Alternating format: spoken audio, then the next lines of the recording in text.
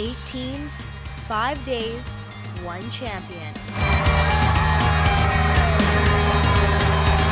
Talk about a week of intensity, and with a sport like hockey, a game with so many elements, it's never a sure bet what the outcome is going to be. And this statement has never been more true than in the case of the upsets that came with the 2012 National Women's U18 Championship. You've got no room for error. I mean, there's only 3 games in the round robin, and you lose the wrong game to the wrong team, and you'll be on the wrong side of the tiebreaker. So it's a little bit unique in having so few round robin games. There's no room for errors. There were 2 pools, and they played a round-robin tournament to automatically place them in the respective semi-final matchups, 5th place and 7th place games. Pool A included the 7-time defending champions, Team Ontario Red, this year's tournament host, Team BC, Saskatchewan, and the Atlantic. Pool B was compiled with powerhouse Team Quebec, who have donned the silver medal for 6 of the past 7 championships, Team Manitoba, the perpetually lower-ranked Team Ontario Blue, and Team Alberta. Biggest challenge. You have to speak about Ontario Red. They lost 1 game, I think, in 10 championships. So there's the favorite there. You have to see the BC team. They are on their own. The same pool as Ontario Red. It's going to be a great game there. And there's the team. We got us.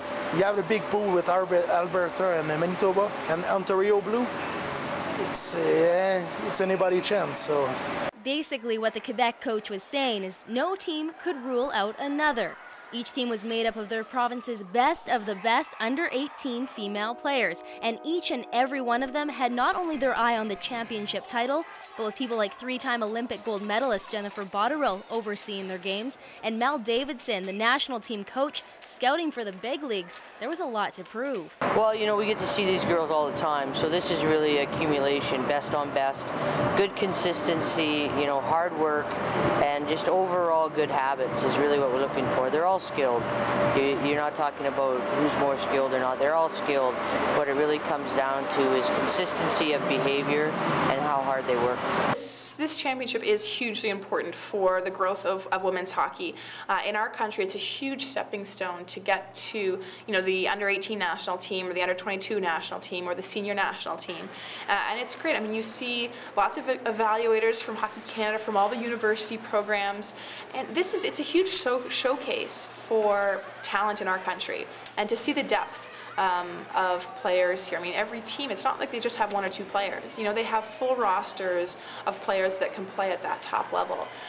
So an event like this, and it teaches the girls so much. It's, you know, it's a little mini, basically Olympics is what it's like. You know, they're coming, they're representing their province, they're coming here to compete. It's an intense competition. So, and there's a lot of team building. You see the girls that step up in leadership roles. There's so many values that I think these girls learn from a tournament like this, and it's huge, yeah, for the development, I think, of hockey in our country. Well, we have a twofold purpose here. We obviously are picking our next under-18 Worlds team, which is the players born in 95, 96. So we're definitely looking at those players for right now. How are they playing and how will they play in 2 months?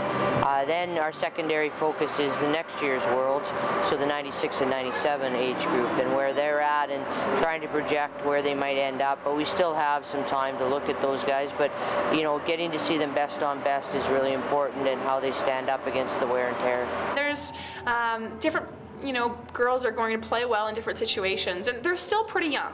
It's very rare now for girls to make the Olympic team at 18 or 19 or 20. It's becoming more common sort of when they're in university ages to make, you know, crack the national team.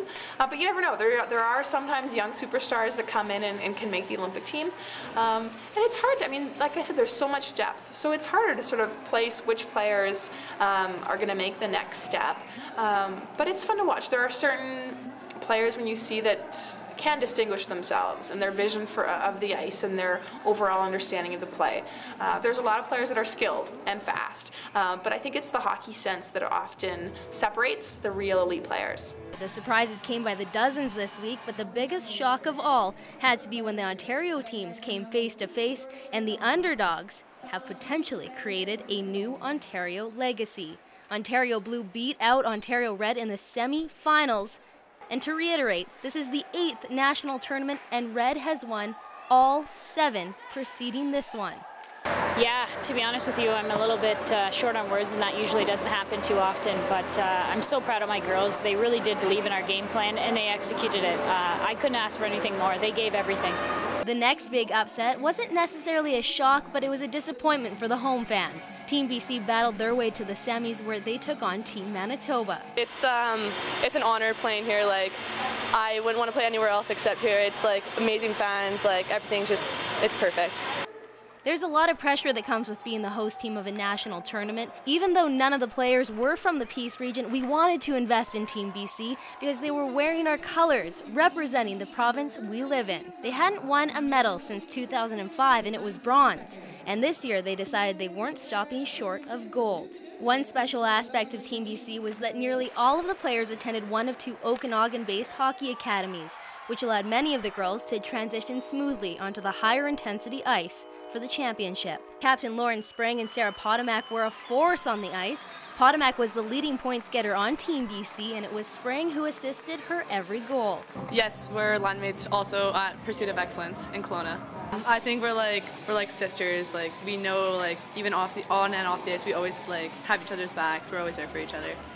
Potomac, who's only 14 years old, was awarded top forward of the 2012 championship for her standout performance. But despite the duo's efforts, Team BC fell to Team Manitoba in their semi-final matchup with a disappointing 4-1 loss. Team BC would fall short of their medaling hopes as Team Red took home the bronze in an overtime victory. But the real earth-shattering story of the championship was Ontario Blues' path to the gold medal game, and absolutely defying all preconceived notions of who would appear in that championship final. Not only did they appear, but they beat Team Manitoba 4-2. We just made history. Blues never gone to the finals and won, so we're looking forward to the future. The national coach's highlight of the week really says it best in summing up the whirlwind of surprise victories and shocking losses. I think just the parity of the game. I mean, Quebec's not in the medals for the first time, and I don't think that's a slight on Quebec. I think it's where our game is at. Ontario has always won it. Ontario Red, you know, they just won the bronze. And I really like the parity and how competitive all the games are, because that tells us that the game is growing and that we're doing our job at the other levels. For Around the Piece, I'm Kelsey Wingerak in Dawson Creek.